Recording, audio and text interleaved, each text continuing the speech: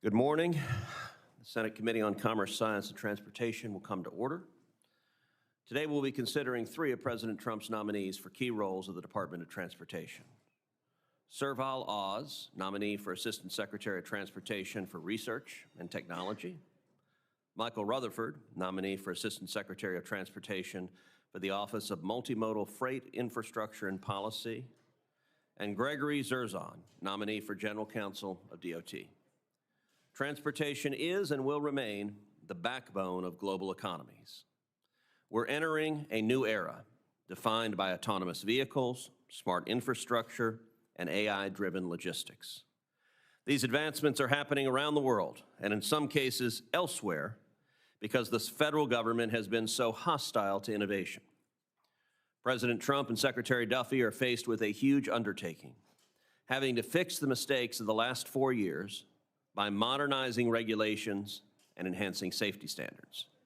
To succeed, they need advisors who understand the promise and the complexity of what lies ahead. Today's nominees fit the bill.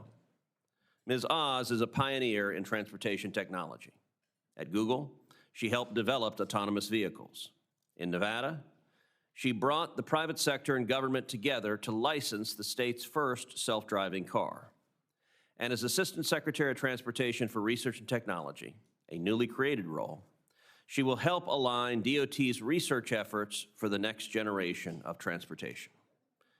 Mr. Rutherford's experience with nearly every freight mode will serve him well as Assistant Secretary of Transportation for the Office of Multimodal Freight Infrastructure and Policy.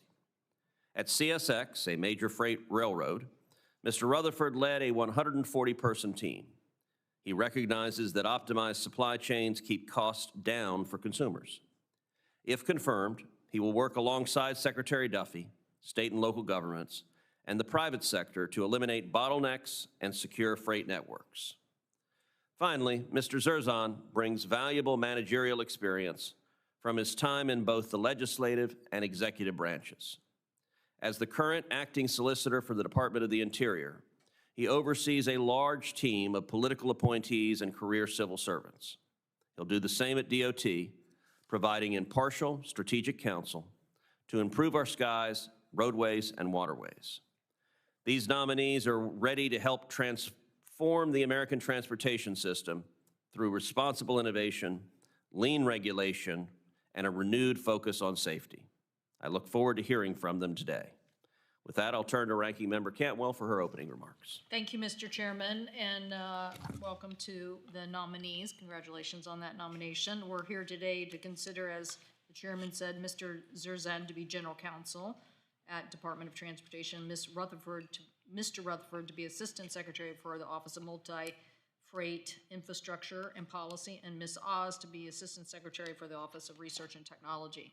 These three positions are critical to the core mission of the department in improving safety and investing in our nation's infrastructure. The department's leaders must be committed to holding the transportation sector it regulates to protect safety and consumer standards.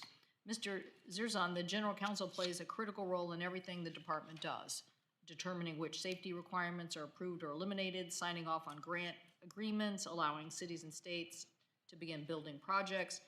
I have recently expressed my concern about the now Deputy Secretary, Stephen Bradbury, who as General Counsel during the first Trump administration orchestrated a number of rollbacks on important safety issues, and I hope to ask you questions about that and look for a different approach. I am alarmed that the department's recent formalization of a new process that would authorize you, if you were confirmed, to take actions against safety inspectors if a company claims the inspector violated DOT's enforcement procedures, especially allowing regulated entities to regulate the very officials charged with keeping public safety. We found in the ODA process at Boeing, this became a very big issue where the ODA individuals responsible for approving the process were retaliated against and thereby pulled their punches, and a lot of it, the rest of it is history. So we need a strong safety regime. Maintaining the strongest safety process doesn't just save lives, it spurs economic growth, enables the U.S. to stay competitive, and certainly is essential for selling U.S. airplanes abroad. Now we continue to see a huge opportunity in which we want aviation to win, as there's a world demand for 40,000 planes. At the same time, we have to address other sectors of transportation. Last week, we saw reports indicating the loss of more than 20% of the Federal Highway Administration's workforce and 30% of the Federal Transit Administration's workforce. So clearly, this is impacting our ability to move quickly in improving projects and getting them implemented. So I would love to ask you about that and how you expect to turn that around so that DOT can continue to move forward.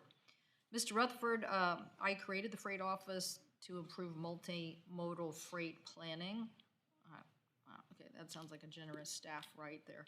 I'm not sure if I created it. Maybe I had legislation and we all approved it or something like that, but let's not get Al Gore-ish here. We're happy to give credit to the former chair. Okay, well, to be clear, our state had a freight office. Why? Because if you moved freight in the state of Washington, you got a percentage of the gas tax because moving freight was part of economic development. So why not prioritize transportation investment that moved economic development? So yes, we did say let's create a federal freight policy, which Ray LaHood and others, and we all did. So, okay, great. So now we know. Freight can't wait. We had yesterday's hearing on the Surface Transportation Act, similar issue where we're saying if we're not competitive as a nation in moving freight quickly, then we're going to lose, in our case, to British Columbia or somewhere else, and then the competitive of the United States is impacted. So definitely want to continue to make sure that freight investments are prioritized, and we talked about that yesterday as we prepare for a Surface Transportation Act. Ms. Oz, the DOT's research programs are vital for using technology to improve both safety and efficiency, and it's important to recognize that the industry, that we continue to work together on the development of these issues and get them implemented. One thing that we're really concerned about now is the interference on spectrum interference and radio altimeters. When we look at what happened in the DCA air crash, there was a lot of discussion even about how the altimeters of those helicopters might have been affected, giving them different altitudes. And as the previous implementation and discussion between DOT and NTIA, a lot of confusion over how to have the airline industry safely transmitting and the interference that might occur with 5 and 6G. So look forward to asking you questions about that. Clearly, we have a lot to do to continue to improve transportation. I'm excited about the opportunities, excited about the continuation of drone technology, which we have championed here in the committee for many years, and the applications are so numerous and continuing to pay dividends. So obviously, DOT has a very big role here to continue the rollout of that drone technology, and so look forward to asking about that. Thank you, Mr. Chairman. Thank you. I now recognize Ms. Oz for her opening statement. Chairman Cruz, Ranking Member Cantwell, and distinguished members of the committee, thank you for the privilege to appear before you today. I'm deeply honored and, to be candid, profoundly aware of the magnitude and urgency of the task ahead. The challenges are formidable, but the chance to shape the future of transportation and American innovation is even more compelling. I would like to acknowledge President Trump's unwavering commitment to ensuring that the U.S. Department of Transportation showcases the very best of American innovation and technology leadership. I wish to thank Secretary Sean Duffy for his confidence in my leadership and entrusting me with the responsibility of delivering the safest, most efficient, and forward-looking transportation systems.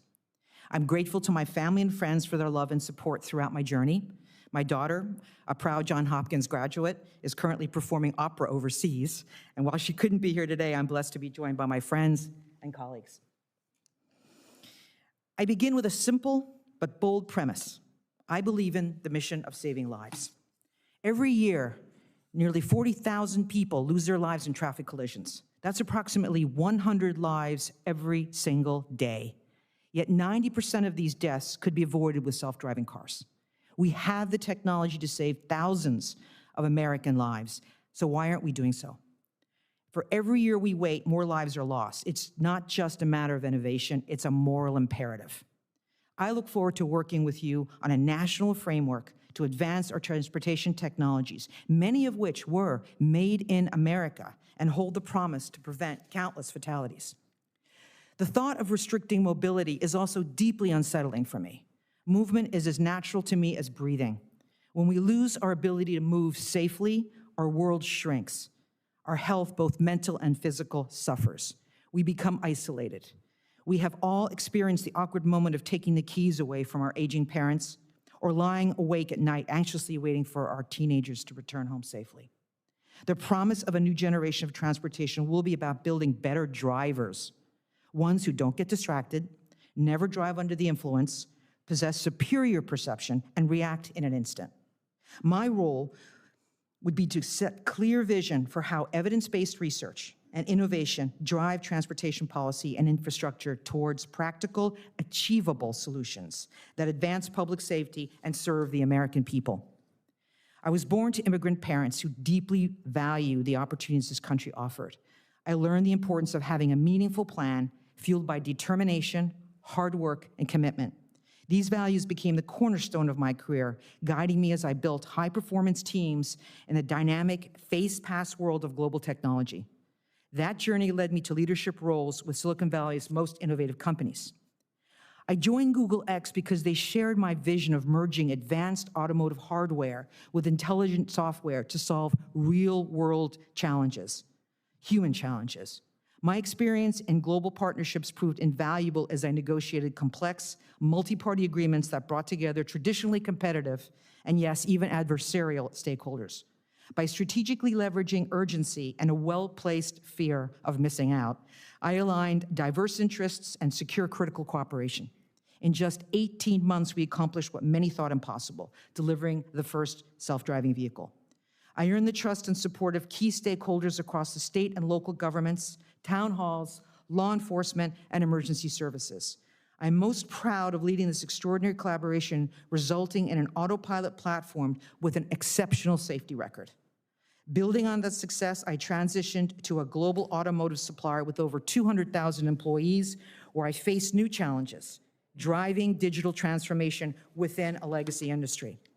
Looking ahead, I've been advising top AI and data science teams to assess transformative technology frontiers. Together, we can establish U.S. transportation as the gold standard by developing AI models built on the American automation stack. I am eager to mobilize my office's full resources to enhance safety, efficiency, and innovation across all modes of our nation's advanced transportation network. In closing, I've been in the lion's den of the $4 trillion automotive engine, projecting to grow to $7 trillion over the next decade. The Department of Transportation is our national pride for demonstrating U.S. leadership and driving the economic engine of our nation. This moment is not years away, it is now. I shared parts of my journey with you today to underscore that everything I've done, academically and professionally, has prepared me for this precise moment.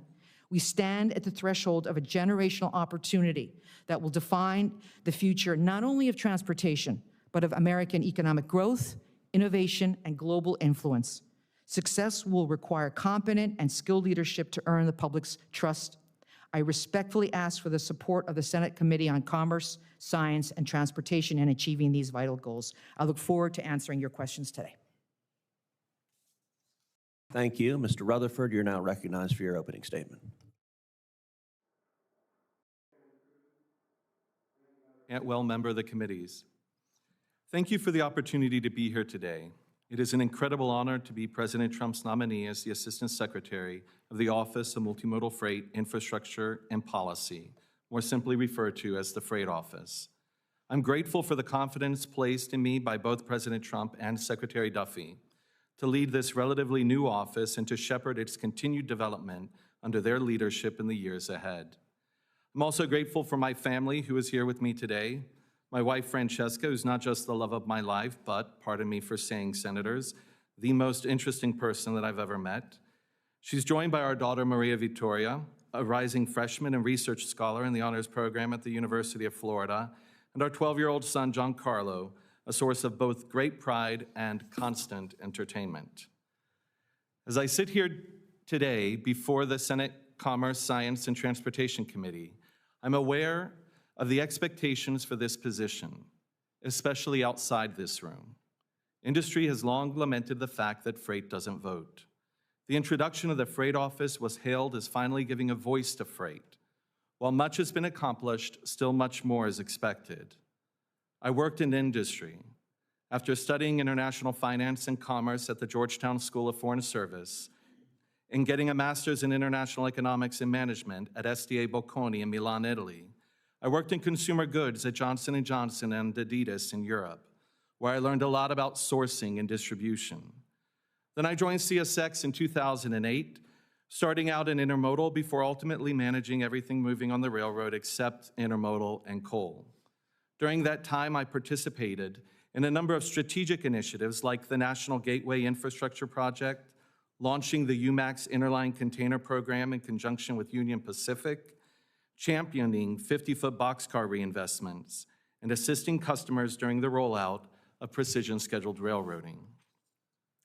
It is my sincere hope that all those who have long promoted the creation of a high-level freight office will view the first Assistant Secretary appointment of someone with my industry experience as a reflection of the commitment by President Trump and Secretary Duffy to advance the cause for freight. The mission of the Freight Office goes well beyond simply creating ease of doing business by establishing a primary, though not sole, point of contact for all things freight-related. Ad hoc coordination must make way for a more systematic and holistic approach to freight planning throughout USDOT, while partnering with state DOTs and across the administration as appropriate. The proposed draft National Multimodal Freight Network, with over 78,000 roadway miles, 80,000 rail miles, 21,000 waterway miles, 140 marine ports, and 65 airports, plays a fundamental role in much of the activities of the Freight Office. Given this significance, we must get it right. If confirmed, the Freight Office will follow up on all concerns regarding the current draft, including those regarding missing mileage in some states. Building upon this work, the National Freight Strategic Plan aims to drive and align with state DOT freight plans to bolster economic growth and international competitiveness based on a shared vision of the future. In addition to addressing bottlenecks and bringing key infrastructure back to a state of good repair, this requires identifying critical freight facilities and corridors with vital interconnections to enhance overall performance of our nation's freight system. And if confirmed, I will work to ensure the timely update of the National Freight Strategic Plan consistent with current market dynamics, including shifting trade flows, the reshoring of manufacturing, and a renewed emphasis on industries of national importance. I will also seek to ensure that freight grant programs within the Office of the Secretary and across USDOT support key priorities of proper federal interest. Another key function of the Freight Office is to facilitate data sharing opportunities among freight stakeholders. Recognizing that you cannot manage what you do not know, Freight Logistics Optimization Works, or FLOW, provides freight stakeholders with invaluable supply chain visibility, enabling them to react more proactively to forward-looking changes in the operating environment at our nation's ports. Despite early successes, there is still so much more that the Freight Office can do to build upon these earlier efforts. If I am fortunate to be confirmed as the Assistant Secretary of the Office of Multimodal Freight Infrastructure and Policy, I will devote myself to helping the Secretary promote safe, efficient, and resilient freight transportation across all modes and along the full spectrum of supply chain and logistics, from sourcing to distribution, from America's heartland to the big city and beyond. Thank you, Mr. Chairman. That concludes my statement, and I'd be happy to answer the committee's questions. Thank you. Mr. Zerzan. Thank you, Mr. Chairman. My great fear that introductions would be done in alphabetical order has been realized. Thank you, Mr. Chairman, Ranking Member Cantwell, and members of the committee for allowing me to appear before you today. I'm Greg Zerzan, and I've been nominated for the position of General Counsel of the Department of Transportation.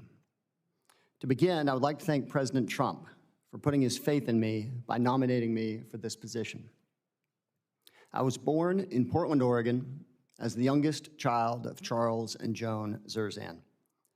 My parents were both members of the greatest generation, who lived through the Great Depression, the Second World War, and the Cold War.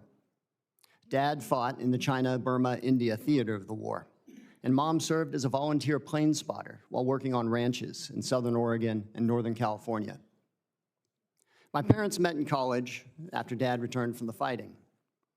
At the end of their wedding ceremony in Milwaukee, Wisconsin, where Dad was attending medical school, the priest gave my parents the standard injunction to be fruitful, go forth and multiply, a task they took to with enthusiasm and alacrity, going on to have 12 children, mostly on Army bases across America. I'm privileged to be the youngest of those 12. My parents taught us that God, family, and country are the three great causes to which one might profitably dedicate one's life. They also taught us that the things that unite us are far more important than the things that divide us. One of my earliest political memories was my father's unbridled enthusiasm for Governor Ronald Reagan's campaign for the presidency in 1980, and in equal measure his frustration that he could not convince my mom not to vote to re-elect President Carter, whom, she said, seemed like an honorable man. I mentioned my parents because they taught us that it was important, indeed necessary, to work together, even when we disagree. It is my hope that if I'm so fortunate as to be confirmed, I will bring these lessons with me to the department. If I'm so fortunate as to be confirmed, I promise I will do my best to live out the values my parents taught us, and to work with you with respect and humility, even if there are sincere policy disagreements. Mr. Chairman and members of the committee, I'd like to thank you for your service to this country. I would like to thank Interior Secretary Doug Burgum for allowing me to serve at the department these last 6 months. I would like to thank the excellent professional career civil servants with whom I've had the privilege of serving now in 3 administrations. I can say with no false modesty that to the extent I've enjoyed any professional success, it is in large measure because of our hard-working career federal workforce. Lastly, and most importantly, Mr. Chairman, I would like to thank my beautiful wife, Shannon. She made me a Texan and a father to our boys, Charlie and George. No matter whatever else happens in my life, I will consider myself a success for having convinced her to marry me. Thank you all very much for this opportunity. Well, and I commend your wife on her excellent judgment making you a Texan. Ms. Oz, we know that human error is the leading cause of car crashes. In your judgment, how close are we to a world where AV technology can significantly reduce traffic fatalities, and what do you see as the biggest obstacle to that happening? Senator Cruz, thank you very much for that critical question. And it is one that keeps most of us up at night. We have the ability to bring forward a federal regulatory environment that will not only create clear, consistent direction for the industry, but also enable us to surface above the deaths that we've had that are completely solvable. AV technology, and specifically self-driving vehicles and robotic technology, has proven to be safer by all metrics shown in the public records. And so it's my responsibility, if confirmed, to ensure that we bring that to the forefront of this discussion. The U.S. right now lacks a federal framework for AVs. Our regulatory framework is fragmented with different rules deployed in each state. Meanwhile, countries like Germany and China have national-level coordination in testing, deployment, and product liability. How could the U.S. lose its competitive edge to other countries in advancing this tech if the continued fractured system remains? The fractured system, Senator and committee, is due to the fact that we have different regulatory standards across different states. And you can imagine your state in particular is pretty laissez-faire about it. But if you go to California, We tend to be that way about a lot. if you go to California, you have driving permit requirements, data requirements, which are not bad, but they have to be some degree standardized. So my biggest concern is China's proven to be a very healthy competitor in this area. I don't think of them as an enemy as much as I think of them as an adversary or a competitor that's taken a very strong mandate to making this a strategic and economic decision to ensuring that, and as well as existential to their livelihood, to ensuring that AV technology gets on the roads in a very fast way. They are building this technology orders of magnitude faster than we are and have commanded now the 2025 mandate to use local chips on all robotaxis. And if they have 10,000 robotaxis right now driving, that means you can imagine the number of chips they're going to be starting to build up. So as we think about the foundational expertise in this country and the technology we built here, we need to make sure that our stack gets built on US chips. And in that respect, I would be very interested in the Made America approach and ensuring that we protect that along the way. Thank you. Mr. Zerzan, the Biden-Buttigieg DOT failed to replace the outdated air traffic control system, but they spent, it was just reported, roughly $80 billion on DEI grants and extraneous environmental goals. If confirmed, how would you, from a legal standpoint, help DOT refocus on its core safety mission, including by eliminating ideological grant requirements not justified by statute? Thank you, Mr. Chairman. I believe it is important for the department to follow the laws that Congress has passed. And so to the extent extraneous matters are put into rulemakings or other policies that are not justified by the law, those should be addressed and remedied. Obviously, I'm not at the department, so I don't have a great deal of familiarity with Secretary Duffy's approach in this respect, but I can say at the Department of the Interior, we have taken very seriously the President's mandate to ensure that the laws are being followed and that there are not extraneous matters being included in our regulatory policies. Thank you.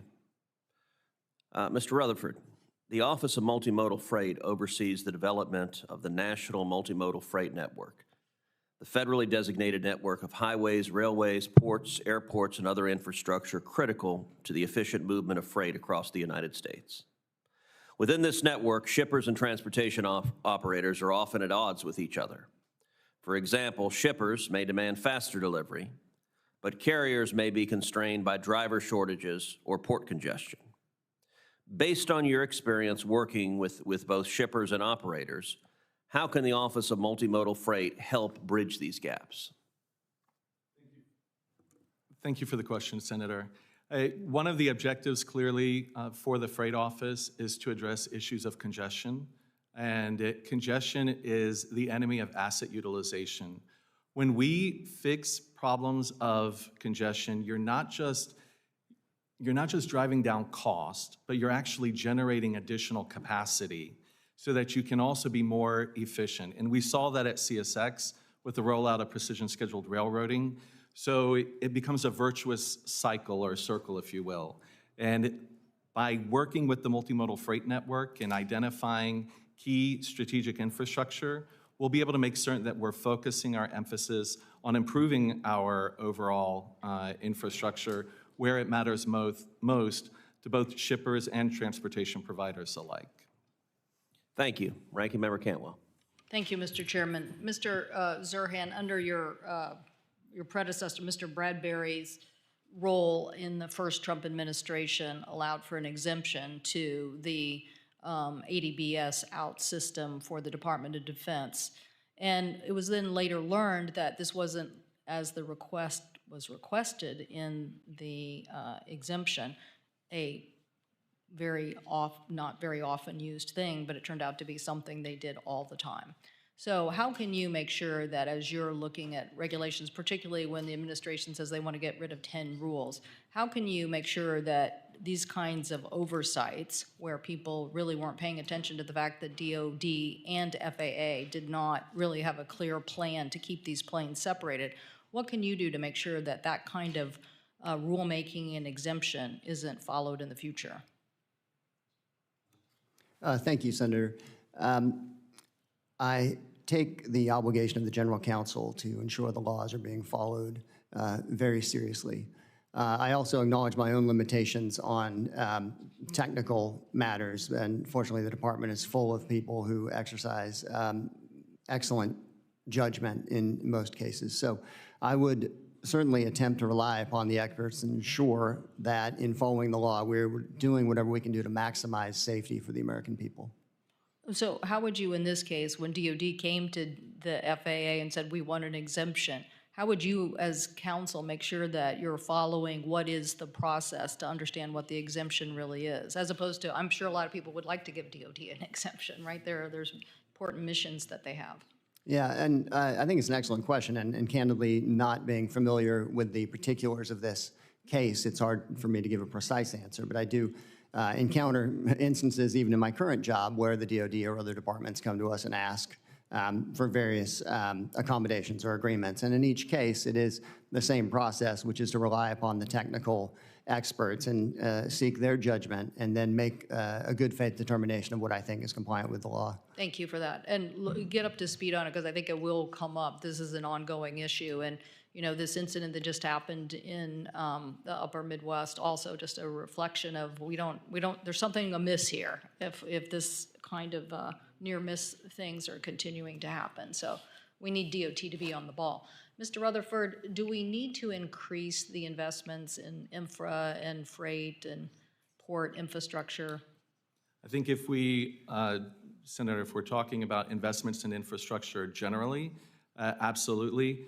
But I think it would be premature to speak about individual grant vehicles, because as I mentioned in my opening remarks, I really want to make certain that we adopt a holistic and systematic approach. We've got a number of grant vehicles, not only within the Office of the Secretary, but more broadly. I'm more looking at you come with this private sector experience saying, I understand the movement of goods and services. Correct. And what I'm trying to get at is that we are at a threatened point of not being competitive enough if you can't get products safely and timely to market. And so in my world, because we represent a lot of ports, I see exactly what that bottleneck can be. And so infrastructure investment is going to help us be competitive as a nation. So I want an increase in that investment. I'm just trying to see if you agree. I agree, but not only those within the Office of the Secretary, but also elsewhere. You know, whether they be in MARAD or what have you, any other investments. Yeah, well. And that's why for me, I guess my point You're saying make it an ecosystem that works together very Correct. effectively. Great. And so We're all for MARAD spending too. So only because the market is outside the United States. 95% of consumers are outside the United States. So if you're not getting U.S. products to them timely, we're not going to be competitive. Absolutely. And I guess where I was trying to arrive is my point of departure is really the National Freight Strategic Plan. And then that should be not only managing what we do at the Office of the Secretary, but also influencing grant-making decisions elsewhere within DOT. Thank you. Thank you for that. Ms. Oz, I'd love to ask about what your daughter sings in opera, but we might not have time for that. So To be discussed. Pardon me? To be discussed later. To be discussed. So what do you think is, you know, you've now had this private sector experience where, you know, we are really basically beta testing and rolling out to larger regimes of adoptions, right? But trying to do so in a safe manner. I've always thought that, you know, just starting here and then just saying, well, we did a few betas and now we're going to open it up to the whole country, that's too much. Like, so how do you see us continuing to move forward in the adoption? And what do you do about the trucking sector and the huge workforce that is involved there? Because it's a very key part of the U.S. economy, hundreds of thousands of people. Yeah, Senator Cantwell, it's an excellent question, a two-part question. The first part has to do with the fact that, as I mentioned in my testimony, we built this technology here in America. And so we have all of the foundational capability to scale it in the most safe way we can by using conservative planning and by using systems that are fail operational. So that includes redundancies in the system. It includes ensuring we have secondary approaches like telematics, teleoperations, remote vehicle management. But most importantly, we need a framework in which we can give clear guidance to industry on scaling and deploying the capabilities on public roads in America in a safe way. And that's, I think, the challenge with this administration, with all of us, to incorporate many elements of the technical capabilities we currently have and just ensure that we coordinate them and work together on a national framework. Trucking is a very interesting windfall benefactor for this technology, because trucking and commerce is one of the areas that makes the most economic distinction on benefits as we have remote vehicle management. So I think it's one of the first use cases that we can emerge with, and I'm hoping to provide good clarity and good guidance on how we can do that on the technical side and with research that we've already been. I'm getting you a little out of your lane, because we're not hiring you to figure out what to do with 200 or 300,000 Teamsters. But at the same time, it is when you sit there and you're looking at the framework which you described, which I think is a good plan, having a framework that then you can coordinate with industry and then get people to buy confidence in. I thought the same about the drone system. We had people visioning lots of drone use in the Northwest for a long, long time. I think we started 2001 with pushing the FAA to keep moving forward. So here it's the same thing, but you also have a huge employment sector. Unlike the drone industry, didn't have that, existing workforce issue. So we'll look forward. My time's expired to discussing this more with you. Thank you. I appreciate it. Thank you, Senator. Thank you. Senator Schatz. I'll defer to Senator Curtis if he's ready. All right, Senator Curtis. Flip to the right page in my book and put glasses on.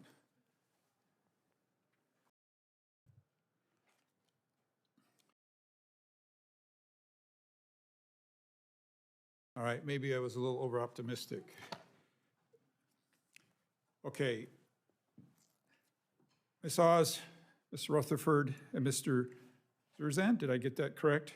Thank you all for being here today, and congratulations to each of you. I've greatly enjoyed the opportunity to work with Secretary Duffy this year, and I appreciate the leadership he's brought to the department. He's shown a great interest in Utah. He's personally been out there, and Utah has recognized that and is very appreciative. Mr. Zerzan, Utah is experiencing rapid growth and preparing to host the 2034 Winter Olympic Games. With that comes mounting pressure around environmental review, timelines, and permitting processes. How can DOT's legal office help streamline these processes while maintaining integrity and fairness? Thank you very much, Senator.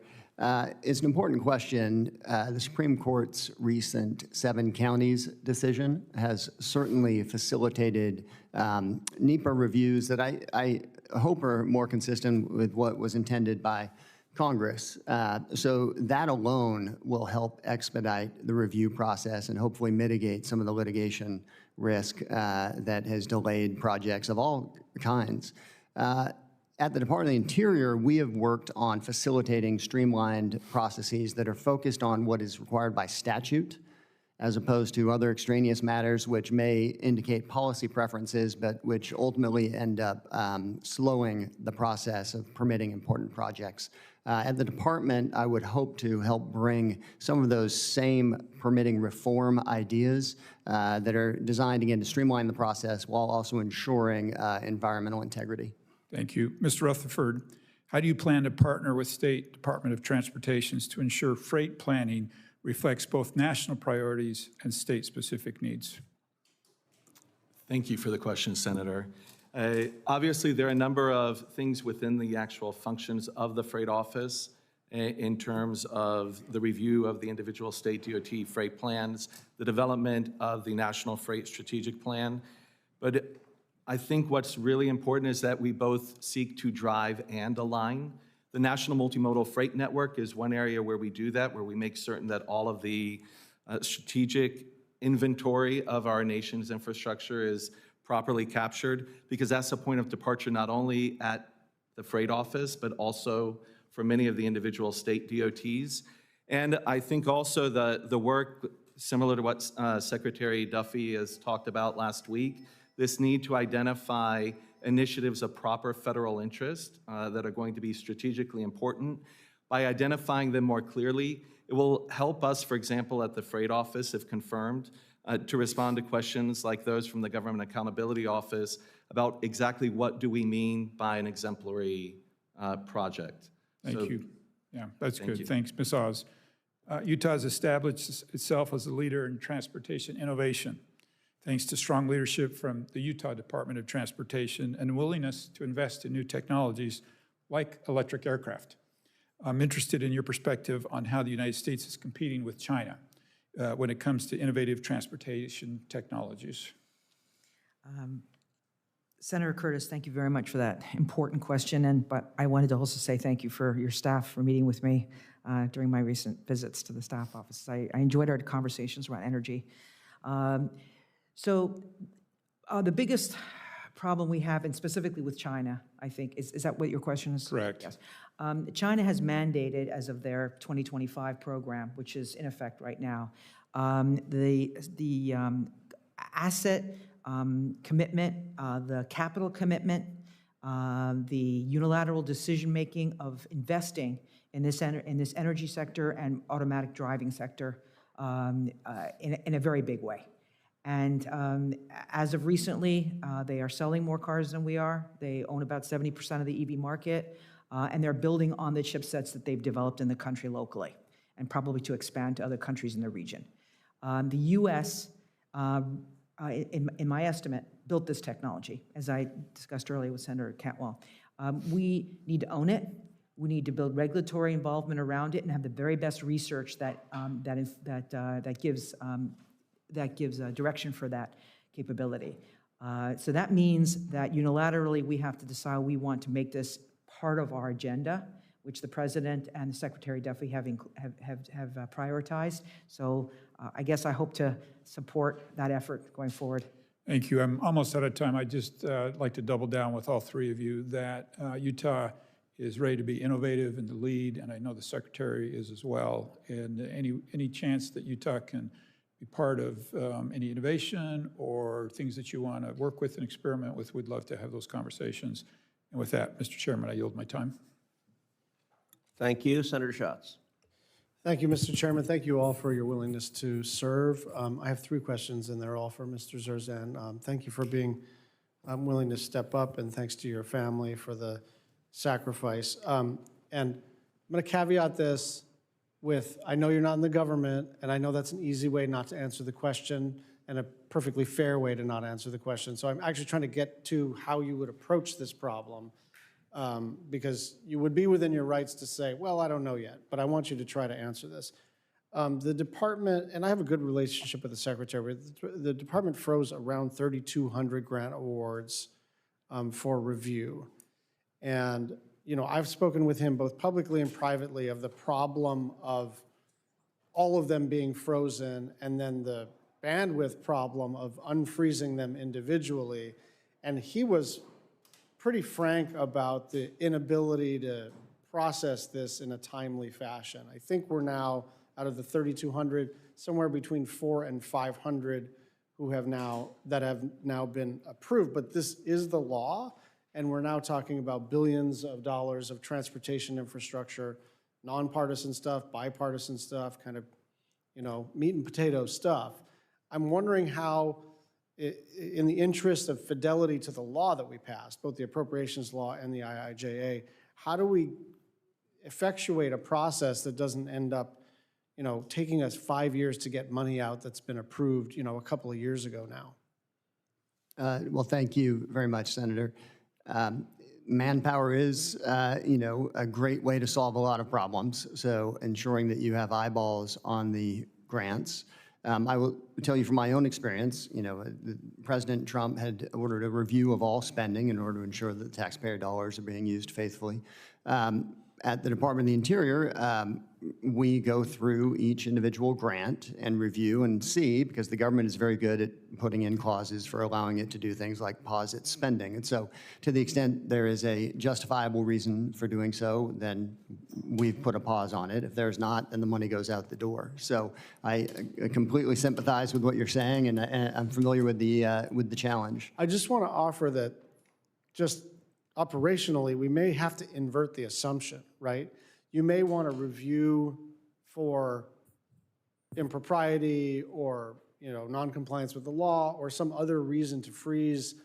But I think that as long as the Department of Transportation professionals have worked with the State Department of Transportation to engage, that our assumption should be that that is lawful, subject to review, not that all of it doesn't go until it's individually sort of reapproved. And because if we do that, and again, I'm not trying to, reduce the prerogatives of the department to align better with the new president's priorities and the new secretary's priorities, but you're just not going to get through this list, and you're going to get people on a bipartisan basis, pretty angry. The other challenge is I don't want to create a situation where it's Tammany Hall, and I got to appeal directly to the secretary to kind of release my funds, right?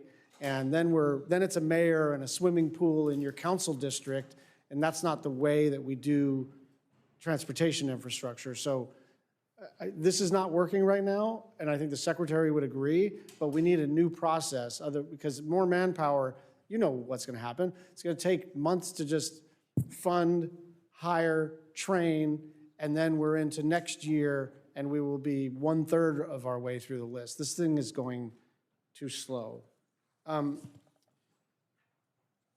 There is an Office of Tribal Transportation and an Office of Tribal Government Affairs, and I want to know how you're going to work with them to train lawyers and program staff on their obligations under the law regarding tribal consultation and transportation issues. The reason I mention this is that we did a bunch of things on a bipartisan basis to include tribes in ways that are novel, but they are now statutory. The problem is that, as you know, from DOI, people kind of know what tribal consultation means. DOT, not as much. And, we had a problem with the Energy Department where this was all new to them. So they had like bonding requirements for like a 300-person tribe, as if that tribe were a municipal government that could go onto Wall Street and get a AAA rating. And so I just want your commitment to kind of work through these issues, given your experience at DOI, and to help your team understand that tribes can't be treated like counties. You have to understand the unique legal obligations and trust obligations between the United States government and tribes. Yeah, absolutely, Senator. Thank you, and I hope I can help create value in that respect. Okay, thank you. And then final question, with your indulgence, Mr. Chairman.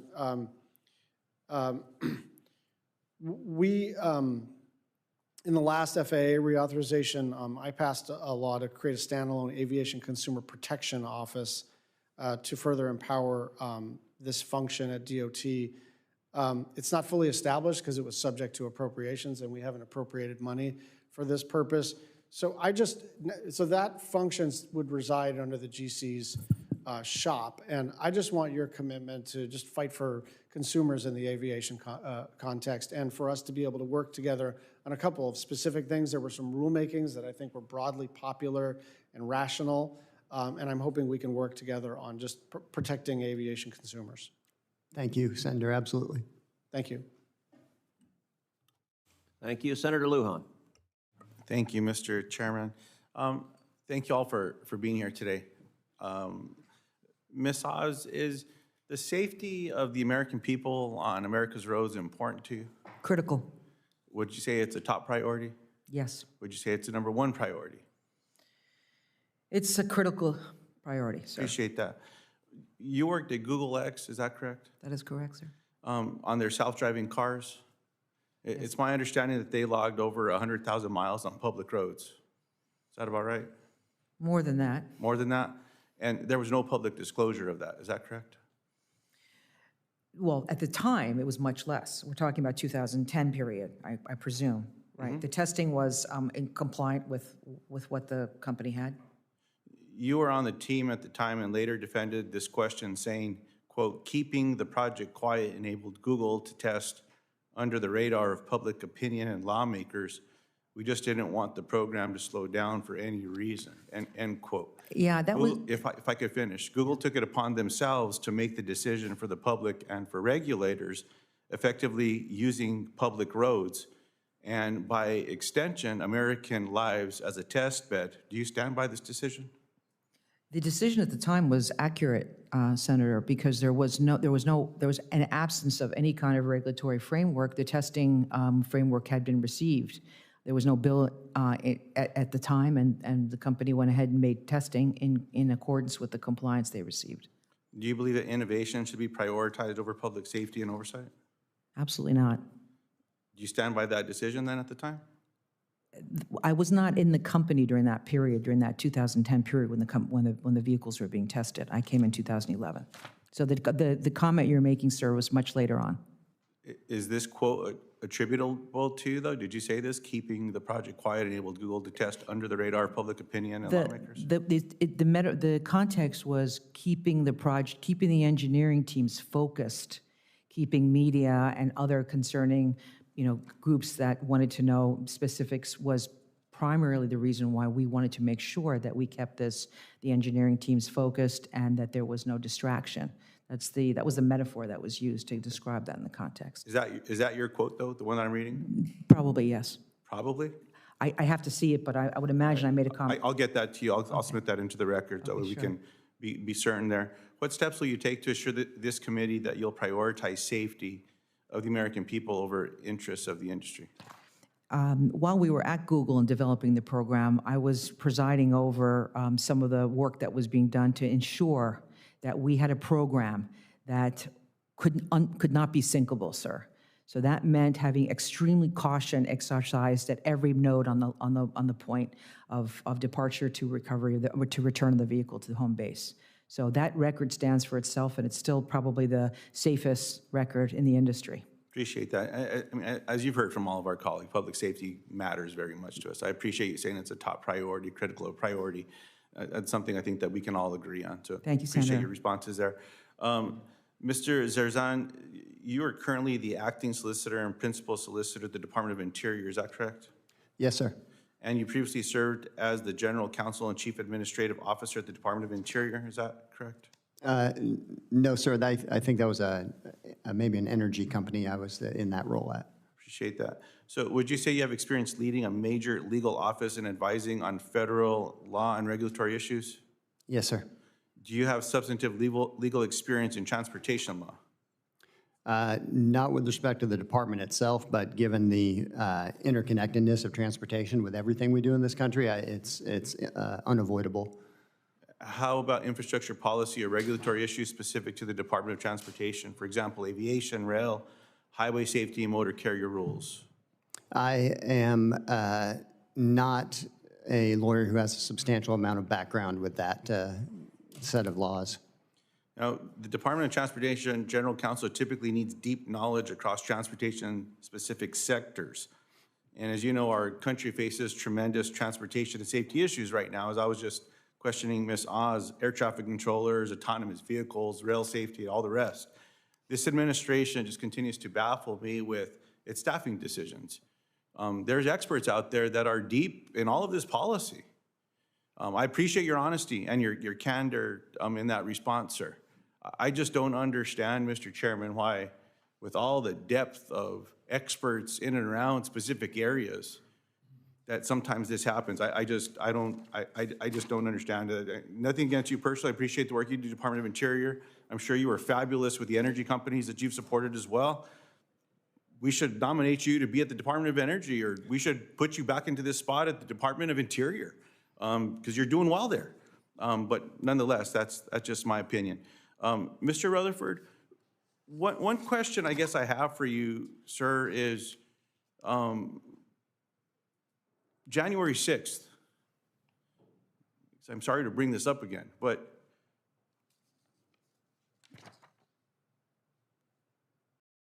you posted that, you said that January 6th, that it was a disruption.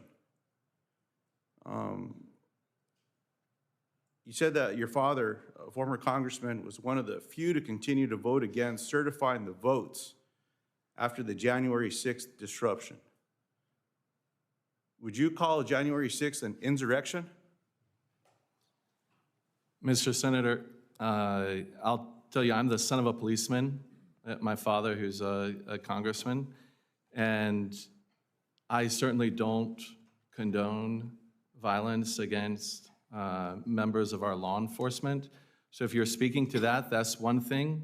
If you're speaking to the certification of the vote, I think every member of Congress is required by law to certify the vote, and it's not until Congress has certified a vote that the president is elected. My question is not those things. Okay. My question is very specific. Was January 6th an insurrection? I would leave that to someone else to describe. So you stand by calling it a disruption? It certainly disrupted the Yeah, well, process of the day. I mean, look, to your point, I appreciate what you're saying there. People died that day. Officers were beaten. Some of them are no longer with us. Words matter, y'all, and we're going to be leaders in these positions. Senator? There's just, if I could finish, sir, because my time's up as well, and I appreciate the indulgence here. Mr. Chairman, I just hope just down the road with some of these things, we just remember that. You know, it all matters. I appreciate the service of your father as well, and the work that was done in those spaces. And you're all going to be confirmed. But just words matter as we just get through all this stuff is all that I'm asking. Thank you for the indulgence, Mr. Chairman.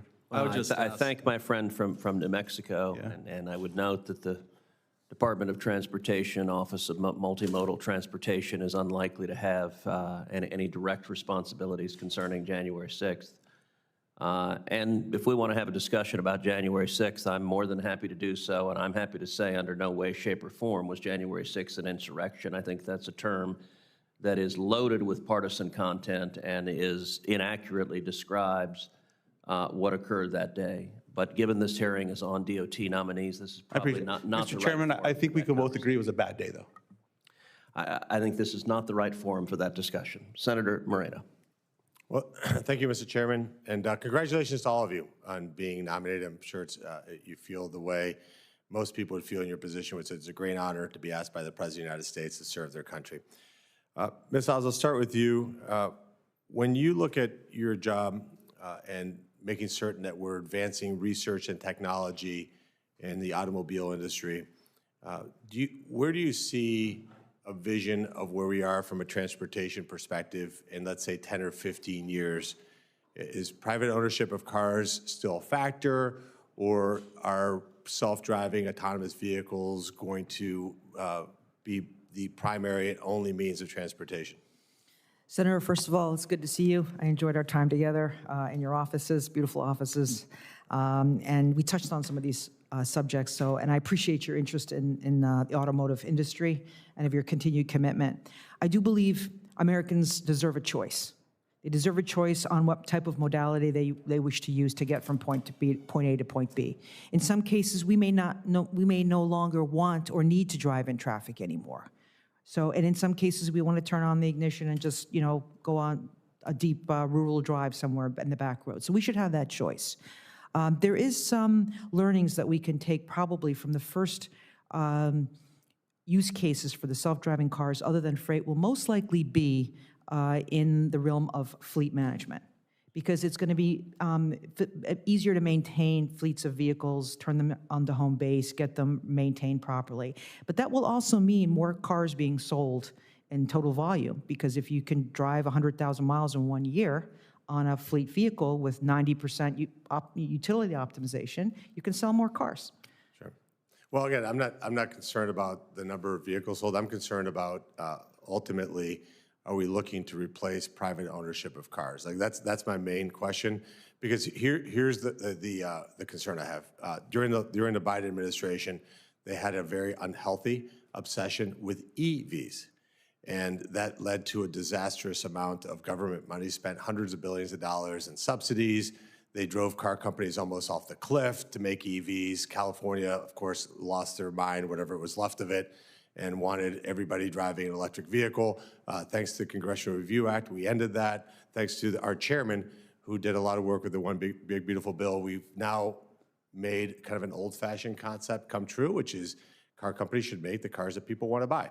So my question to you, and what I worry about, is that we don't want to go from an obsession with EVs to an obsession with AVs. And we obviously understand level 1 autonomy to level 4 autonomy, totally understand as long as it's optional, as long as it's not mandated that somebody buy that tech. You know, one of the things I find interesting is my colleagues talk about how all these safety technologies should be mandated.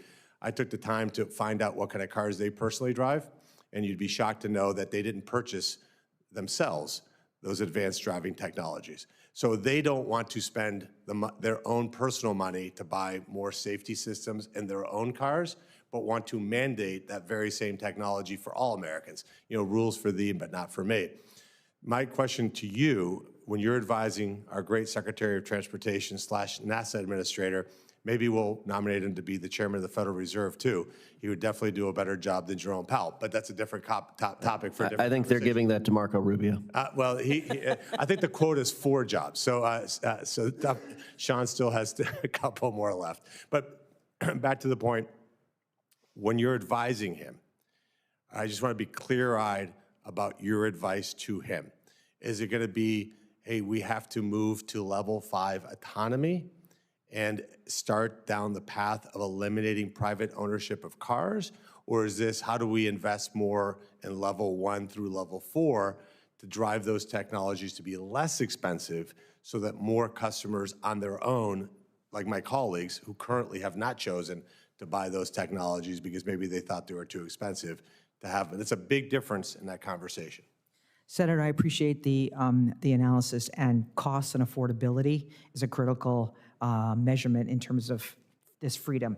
And I think we support, and I will support all of the above in terms of level 1 through level 4. I don't think we'll see level 5 in my lifetime, but I do think that we can see this capability deployed on all different types of engines, whether they're ICE or electric. So in that case, I think I would support your view on this. Thank you. Yeah, because what I don't want to live is in a dystopian future in which big tech controls the transportation industry in America. You know, as you know, and we talked about this in my office, America did not invent the automobile, but we invented what the automobile became. And the automobile is the ultimate expression of freedom. The idea that I'm here in Washington, D.C., I can go wherever the heck I want in a car that I own. Not controlled by big tech, not controlled by government. I can decide what kind of car I buy with my own money. It's a concept that my Democrat colleagues over the last 4 years lost sight of. They said all of the above.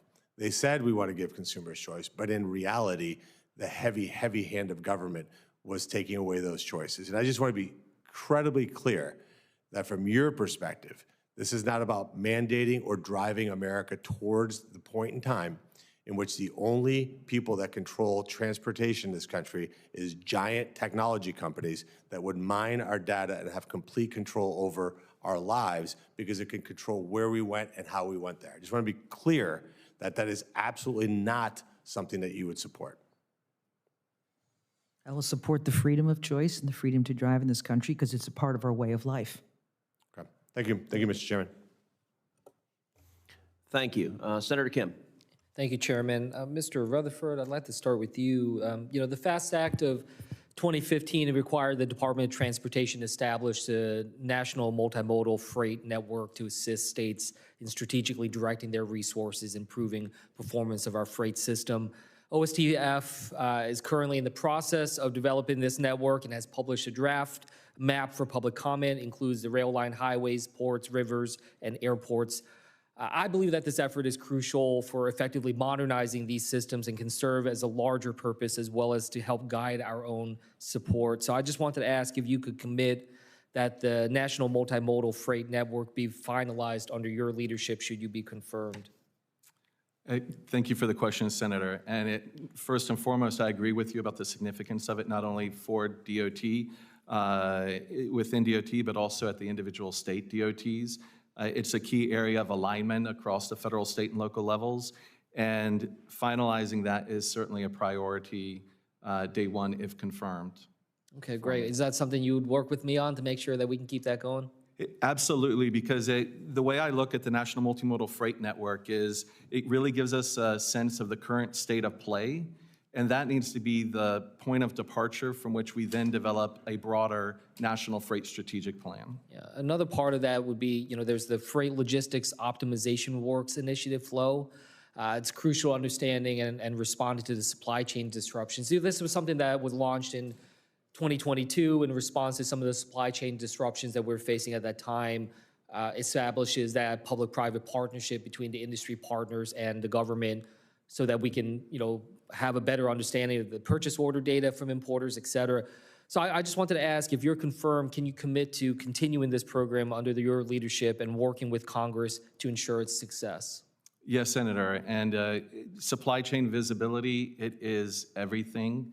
I like to describe transportation as being an outdoor sport. You've got to be able to change as the operating environment changes. And that forward-looking visibility that Flow provides, I think, is incredibly helpful. And we've got a great a great base from which to build, but there's a lot more that we can do with that, and I look forward to exploring those opportunities if confirmed. Yeah, just, it's something that, when we look back on, we want to make sure we never have that kind of supply chain disruption before. The effect that it caused on families, on higher prices, and all sorts of other issues. So I'm glad to hear that and hope to be able to work with you on that. Ms. Oz, I'd like to just kind of follow up on some points. A colleague of mine had asked you earlier about the autonomous vehicle efforts, especially when it comes to Google. Asked, in terms of the issues about Google disclosing that their self-driving cars had logged over, 140,000 miles. They disclosed that in 2010.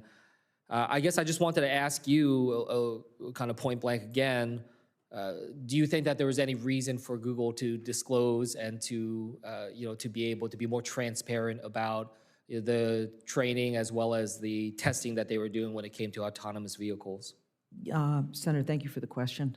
As I mentioned to Senator Lujan, Google was at the time operating under a testing scenario, which was fully compliant with their capabilities, and the decision to test on public roads was also fully compliant. That was during the time that I actually had not joined yet.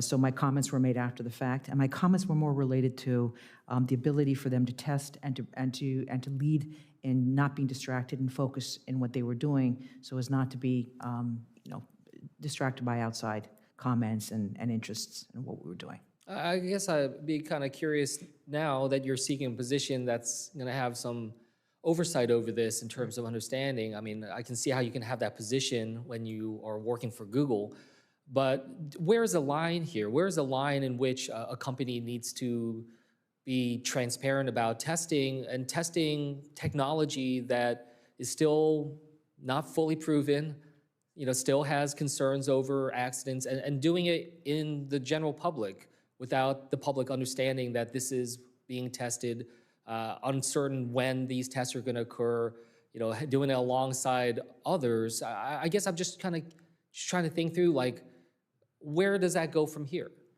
Well, where do you draw that line? Well, the world's changed quite substantially since then. So right now we do have statewide regulations on what's required by each state.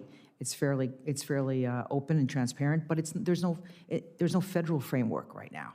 And that's mainly the reason why I'm here, sir, is to help inform NHTSA and other regulatory policy bodies on how we can most safely, with the most integrity, using the most unbiased and objective data, ensure that we do this in a public domain and we can scale in an accelerated fashion.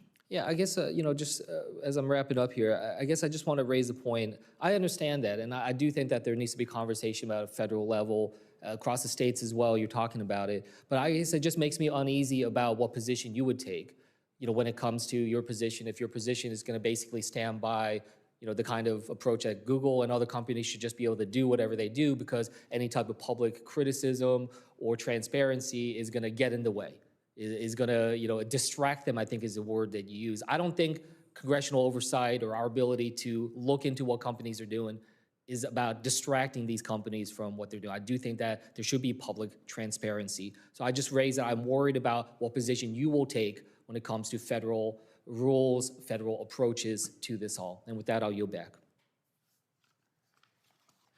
Thank you very much, and I want to thank each of the nominees for being here. Mr. Oz, Mr. Rutherford, Mr. Zerzan, my final question is required of all nominees. If confirmed, Do you pledge to work collaboratively with this committee to provide thorough and timely responses to the committee's requests and to appear before the committee when requested? I do, Mr. Chairman. I do. Yes, sir. Thank you. Senators will have until the close of business on Friday, July 25th to submit questions for the record. The nominees will have until the close of business on Monday, July 28th to respond to those questions. That concludes today's hearing. The committee stands adjourned.